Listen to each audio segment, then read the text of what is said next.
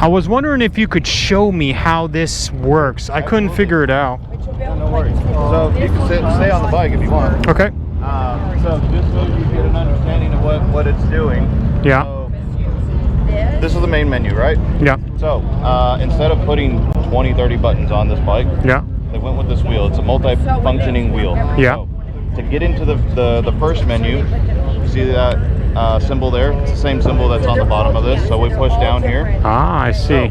So, this wheel goes up, down, left, and right. So if we wanted my vehicle, so more of the general information of your bike, Yeah. push out.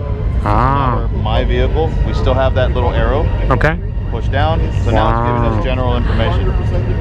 There's an arrow pointing that way, so we can still go this way and get more information. So on bike stuff, as far as like the trip meter, trip 1, how long the bike's been on a break, how long it's been on a journey, odometer, the fuel range, average speed, average consumption. Wow. Push it in again, that's our trip 2. This is our tire pressure. So basically, if we go out on the ride, it tells us what the spec calls for here. So this one, see how it's 2.1 pounds off? Wow. Basically telling us so that we don't have to look for a label or anything. The information's given to us. So the spec calls for it, this is what it actually is, and then how far off. So the front tire is spot on, back tire is off by 2 pounds. That's amazing. And then when the service is required, so this bike needs a service in 6,000 miles or by the a yearly date. Yeah. So we can go up and come out of that sub menu. Yeah. Sport basically gives us lean angle, so it gives us a different view of the dash. So DTC is our dynamic traction control. Yeah. So it's basically going to tell you how much of a percentage the wheel is spinning and how much of a percentage the traction control is actually engaging our setup here. Wow. So lap timers right down here. Yep. There are other screens that we can do. So how much brake force is applied, lean angle to the left, lean angle to the right, so 19 degrees, 21 degrees, RPM in the middle, mile an hour here, which mode we're in, which gear we're in as well. Wow. So that one's only 2 there. We'll go up. So we can Bluetooth our phone to this bike. Yep. And basically BMW has their own app. Basically allows us to get turn-by-turn navigation. If we have media that's stored on our phone, we can skip through the artist or the playlist. Yeah. Kind of, change the playlist by going right or going back. Yeah. If somebody were calling you, if you wanted to accept the call, you would push in. Like say you had a comms unit. Yeah. Push in to accept or push out to, wow. call. That's when we go into the settings, so we have more information. So the wheel does up or down. So now we're scrolling with the wheel. So think of like a mouse on a computer or a desktop. We have the little roller. Yeah. Basically, that's what the roller is right here. Oh wow. We go up and down. We wanted to get into like the track configuration. We select the track. All connectivity. So basically, if we wanted to go into our track mode, we can configure the bike the way that we want it. There's really cool features to it. So the light warnings, the pit limiter, we can use that. Let's get out of this. Come back to it real quick. Configuration. I don't know why it's not coming on. He does. So it should give me a configuration. Oh, I wonder if... Is there like my bags that go on top too? My other new project. Okay. Oh, that's the same bike. That's the other stuff. Yep.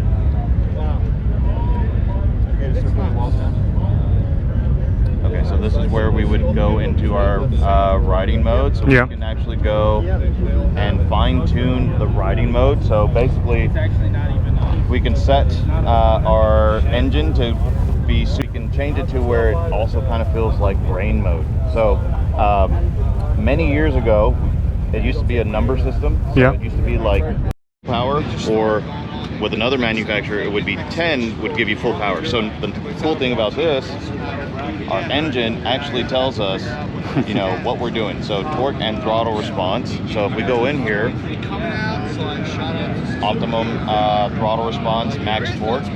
But if we go up, So you can now basically, it's telling us that it's gonna feel like rain mode. So we've kind of detuned the throttle response, or at least the throttle feel, and it reduces torque in lower gear. So it's gonna set more of a softer limiter on like first and second gear, so that way the tire doesn't spin up. yeah.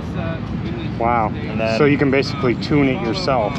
exactly, and it's kind of guiding you while you're doing it. So instead of just reading off a bunch of numbers, it actually tells you what you're actually doing with the bike. So if we want to come out of it and change like the engine brake, same thing. So basically, it's going to feel like we're riding in road mode, maximum engine brake effect, or we go back the other way, we minimize the engine brake effect, and then traction control, same thing, we go in here, it's going to feel more like our performance, our road, and then our range, so maximum stability on our traction control. So basically there's wheel sensors that are part of the phonic wheel on the ABS and on the back end as well. So basically by the time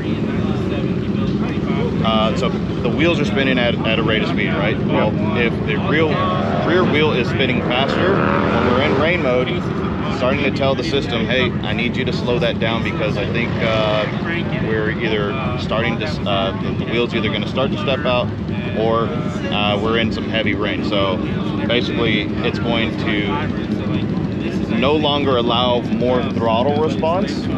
It's going to keep it consistent.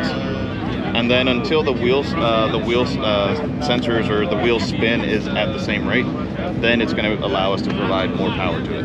Wow. That's some pretty deep stuff right there. Yeah, so that's amazing. Wheelie control, same thing. So the misconception with any manufacturer is that wheelie control is going to stop you from actually looping a bike. That's not the case. Like on any manufacturer's wheelie control, like you can still loop a motorcycle because the input is too quick.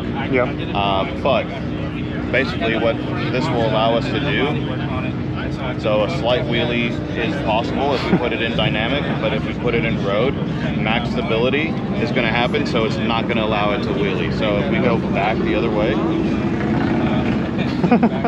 so there's no support, there's actual support. So basically when you get to a certain level or a certain angle, it's going to keep it from allowing more throttle response once we get to a certain angle. So there's sensors on the machine that'll keep it from going too far. But again, if you lay on the gas and dump the clutch, you're still going to be able to lift the bike, because that's I like how they acknowledge it wheelies, you know? So there's still a human factor that has to take place. ABS, cool thing with our ABS system, like depending on which riding mode you're in, the amount of force applied kind of initiates when the ABS kicks in. So if we're in dynamic, the impulse has to be a lot further into the pull to engage front and rear. But when we do rain mode, it's a lighter impulse will actually engage front and rear ABS. Wow, that's quick shifter on this machine.